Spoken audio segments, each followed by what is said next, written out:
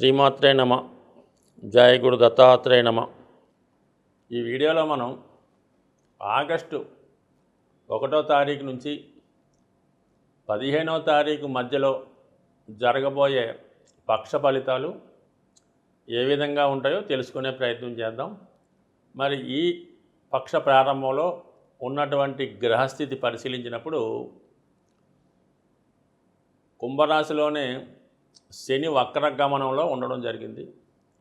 అలాగే మీనరాశిలో రాహు, వృషభ రాశిలో కుజ గురులు, మరి కర్కాటక రాశిలో రవి, సింహరాశిలో శుక్ర బుధులు, కన్యా రాశిలో కేతువు. సో ఈ నెల ఈ పక్షం ముఖ్యంగా ఏంటంటే మనకి ఆషాఢ మాసం నడుస్తూ శ్రావణ మాసంలోకి మారడం జరుగుతుంటుంది. అందువల్ల ఇది మోస్ట్ ఇంపార్టెంట్ అయినటువంటి నెల. ముఖ్యంగా స్త్రీలకి, అలాగే స్త్రీ దేవతల్ని ఆరాధిస్తున్న వాళ్ళకి ఈ నెలలో ఎక్కువ ధనయోగం ఏర్పడుతుంది. ముఖ్యంగా మనకి ఈ నెలలోనే గరుడ పంచమి ఆగస్టు 9వ తారీఖున రావడం, అది సంతానం లేని వారికి, ఆర్థిక సమస్యలతో ఉన్న వాళ్ళకి ఆ రోజు విధి విధానంగా విష్ణుమూర్తిని ఆరాధించడం వల్ల మనకి అదృష్టం కలిగే అవకాశం ఉంది. ఈ పక్షంలో బుధగ్రహం వక్రగమనం పొందడం జరుగుతుంది. సో బుధుడు వక్రగమనం పొందడం వల్ల చాలా వరకు కొన్ని రాశులకి మంచి ఫలితాలు రావడం జరుగుతుంటుంది. అలాగే మనీ రొటేషను ఎక్కువ పెరుగుతూ ఉంటుంది. విద్యార్థులు విద్యయందు ఎక్కువ శ్రద్ధ చూపడం కూడా జరుగుతూ ఉంటుంది. ముఖ్యంగా మరి ఇదే శ్రావణ మాసంలో వస్తున్నటువంటి వరలక్ష్మి వ్రతం కూడా ఈ నెల ఆగస్టు 16వ తారీఖున రావడం, అది విధి విధానంగా అందరూ అనుకుంటారు కేవలం ఇది స్త్రీలకు సంబంధించిన వ్రతమే అనుకుంటుంటారు.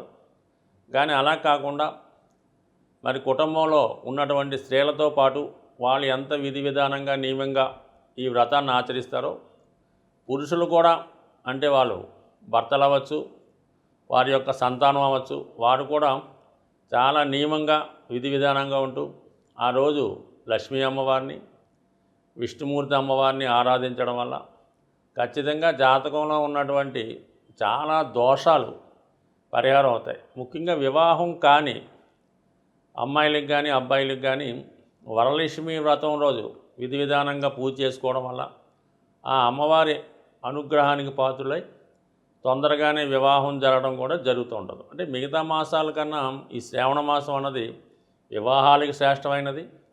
అలాగే రెమెడీస్ ఏమన్నా మనం చేసుకుంటే అది వివాహం కొరకు అవ్వచ్చు, ఆర్థిక సమస్యల పరిష్కారం గురించి అవ్వచ్చు, ఆ పరిహారం కూడా మనకి చక్కగా మిగతా వాటికన్నా ఈ మాసంలో ఎక్కువ ఫలితాన్ని ఇవ్వడం జరుగుతూ ఉంటుంది. కాబట్టి మరి మన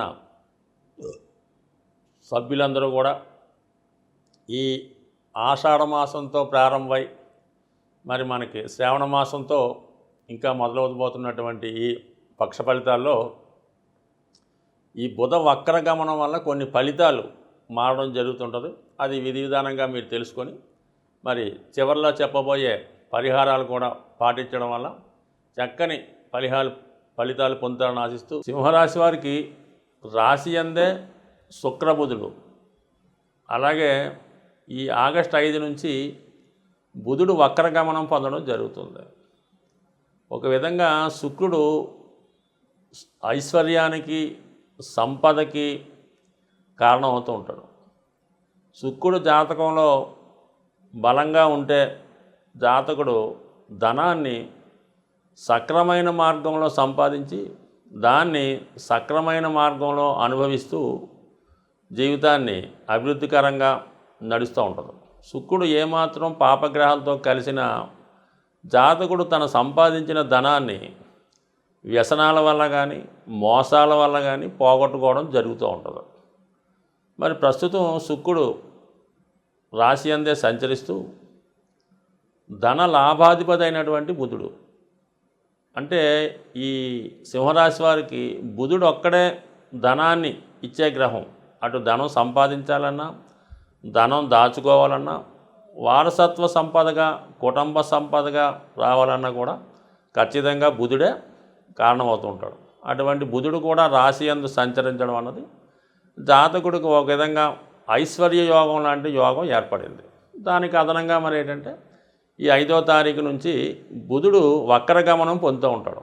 దీనివల్ల ఏంటంటే జాతకుడు ఏదన్నా తనకు రావాల్సినటువంటి ఆస్తి కానీ ఏదన్నా పంపకాల్లో కానీ కోర్టు లావాదేవీల్లో పోగొట్టుకునేది ఉంటే దాన్ని తిరిగి సంపాదించుకునే యోగం ఇవ్వడం జరుగుతూ ఉంటుంది ఈ బుధుడు వక్రగమనం వల్ల. అంటే అదే ఆస్తి రాకపోవచ్చు, కానీ దానికి సమానమైనది నష్టానికి పూడ్చే విధంగా వేరే ఒక సంపద మీకు కలిసి వచ్చే అవకాశం ఉన్నది. అలాగే మీ బంధువుల ద్వారా కూడా మీకు ఏదో ఒక శుభవార్త రావడం కానీ కొంత ఆర్థిక లాభం రావడం కానీ జరిగే అవకాశం ఉంది. మీరు కూడా గతంలో కన్నా బాగా ఎక్కువగా ఉత్సాహంగా ఉంటారు.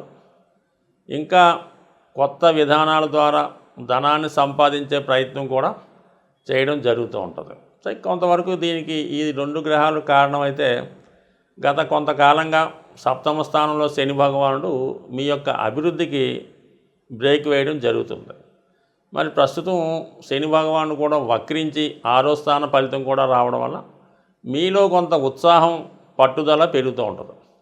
దానికి తోడు శని భగవానుడు కూడా వక్రగమనంతో 6వ స్థానంలో ఉండడం వల్ల మరి చాలా సమర్థవంతంగా శత్రువులను ఎదుర్కోవడం, వృత్తిలో ఉన్నటువంటి పోటీని మీకు అనుకూలంగా మార్చుకోవడం, ఇవన్నీ కూడా మీకు చాలా ధన సంపాదించే యోగాలు బాగా రావడం జరిగింది.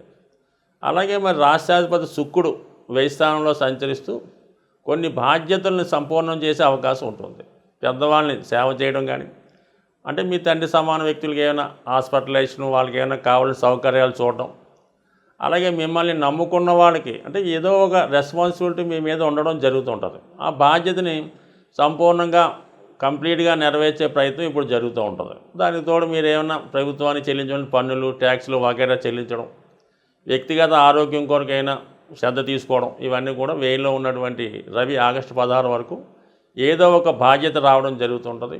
అలాగే కొన్ని సందర్భాల్లో ప్రభుత్వ అధికారుల నుంచి ఒత్తిడి ఏర్పడుతూ ఉంటుంది. సడన్గా ఏదన్నా అన్ఎక్స్పెక్టెడ్ ఖర్చు రావడం కూడా జరిగే అవకాశం ఉంది. అంటే కుటుంబ స్థానంలో కేతు ఉండడం వల్ల ఏంటంటే కుటుంబ సభ్యుల పరిస్థితి ఎప్పుడు ఏ విధంగా ఉంటుందో కొన్ని సందర్భాల్లో తెలియకపోవడం వల్ల కొంతవరకు మీ దగ్గర నిల్వ ధనాన్ని ఉంచుకోవడం మంచిది. అది ఏదన్నా మీకు ఖచ్చితంగా ఉపయోగపడవచ్చు.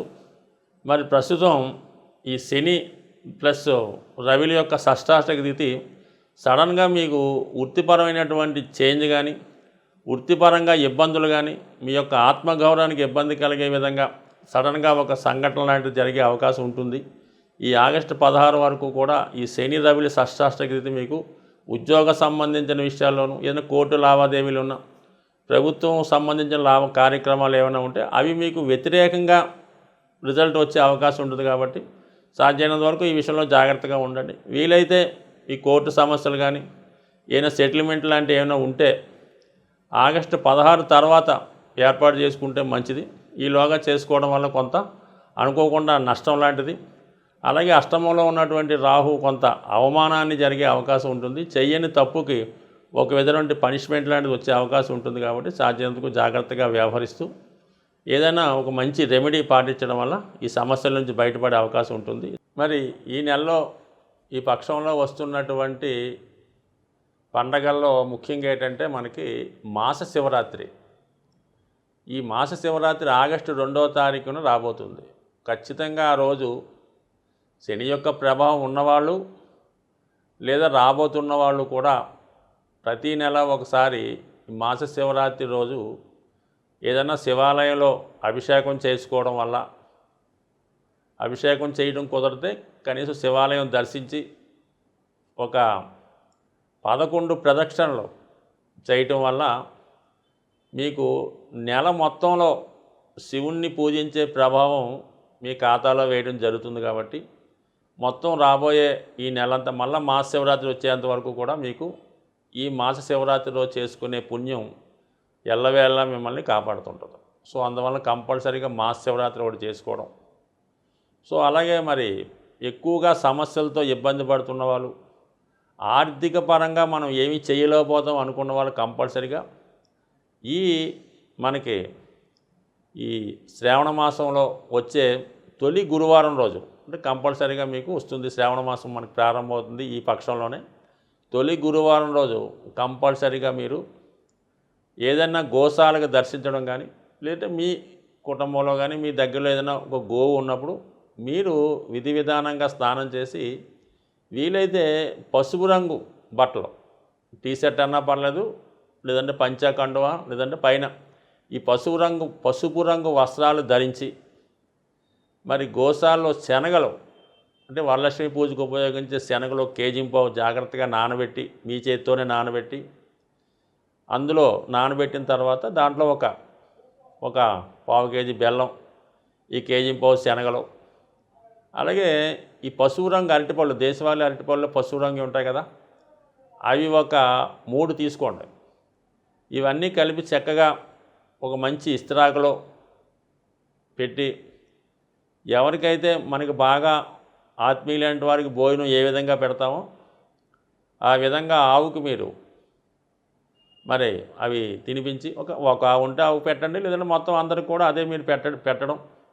అలాగే ఆవు తింటున్న సమయంలో మీరు గోవు చుట్టూ 3 సార్లు ప్రదక్షిణ చేసి, గోవు వెనక భాగంలో విధి విధానంగా నమస్కరించుకొని రావటం వల్ల కంపల్సరీగా మీకు మళ్ళా వచ్చే గురువారం వచ్చే లోపల ఎటువంటి ఆర్థికపరమైన సమస్య అయినా సరే ఖచ్చితంగా తీరవలసిందే.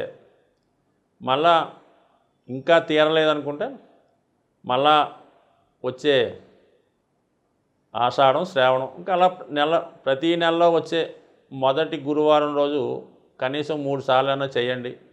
ఇది ఖచ్చితంగా మీ యొక్క సమస్యల నుంచి బయట వేస్తుందన్నమాట. అంటే గురువారం శనగలు, పసుపు రంగు వస్త్రాలు, శ్రావణ మాసం ఇది చేసుకోవడం వల్ల కంపల్సరీగా మీరు మీ యొక్క ఆర్థికపరమైన సమస్యల నుంచి ఏ రాశి వారైనా బయటపడే అవకాశం ఉంది. స్వస్తి.